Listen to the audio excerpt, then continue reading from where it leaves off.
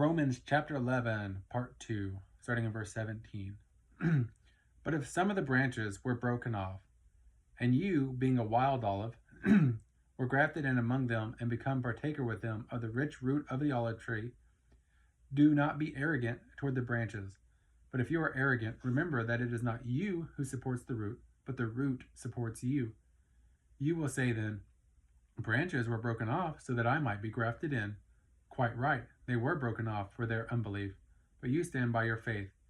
Do not be conceited, but fear. For if God did not spare the natural branches, he will not spare you either. Behold, then, the kindness and severity of God to those who fell, severity, but to you, God's kindness. If you continue in his kindness, otherwise you also will be cut off.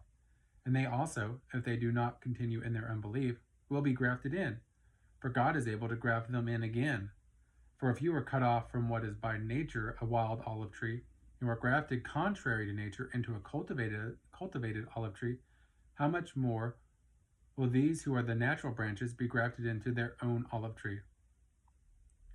For I do not want you, brethren, to be uninformed of this mystery, so that you will not be wise in your own estimation, that a partial hardening has happened to Israel until the fullness of the Gentiles has come in.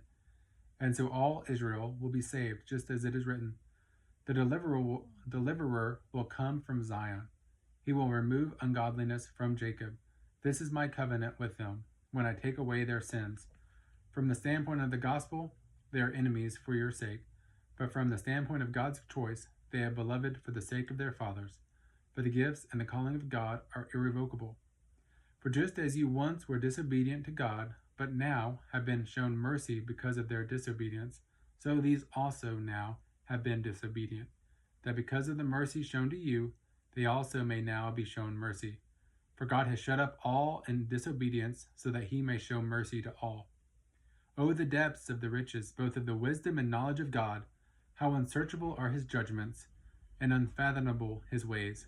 For who has known the mind of the Lord, or who has become his counselor, or who has first given to him, that it might be paid back to him again?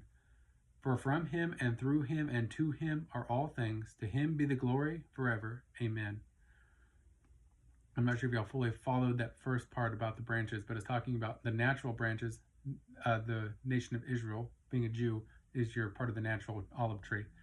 We are wild olives, being Gentiles, outside of being the descendants of Abraham by the flesh.